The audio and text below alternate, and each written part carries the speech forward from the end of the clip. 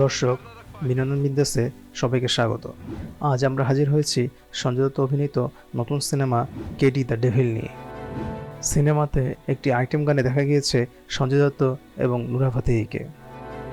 সঞ্জয় দত্ত ওরফে সঞ্জু বাবা 90 দশকের আলোচিত নায়ক সঞ্জয় দত্ত কর্মজীবনে আলোড়ন সৃষ্টিকারী অনেক মুভি উপহার দিয়েছেন, হয়েছেন সমালোচিত। তবে ছবি দিয়ে সমালোচিত হওয়ার চেয়ে ব্যক্তিগত কারণে বেশি সমালোচিত হয়েছেন। সেসব পুরনো কথা যা আপনাদের সকলেরই জানা। এবার আসা যাক যে কারণে নেটিজনদের কাছে সমালোচিত হয়েছেন সে বিষয়ে। দক্ষিণ ভারতের বড় বাজেটের অ্যাকশন ছবি কেডি দ্য ডেভিল। সম্প্রতি আইটেম গানে দেখা গিয়েছে নুরা ফাতেহিকে।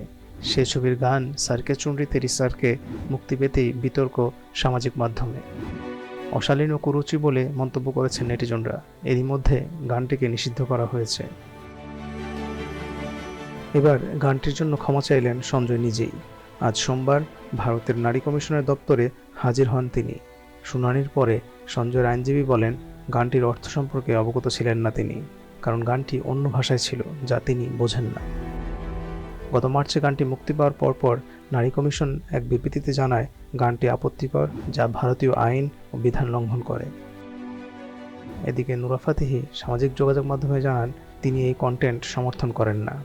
দর্শকের প্রতিক্রিয়ার কারণেই গানটিকে সরিয়ে নিতে বাধ্য হয়েছে বলে জানান তিনি। I was already feeling really irritated at the event. I was really conflicted with what I was seeing.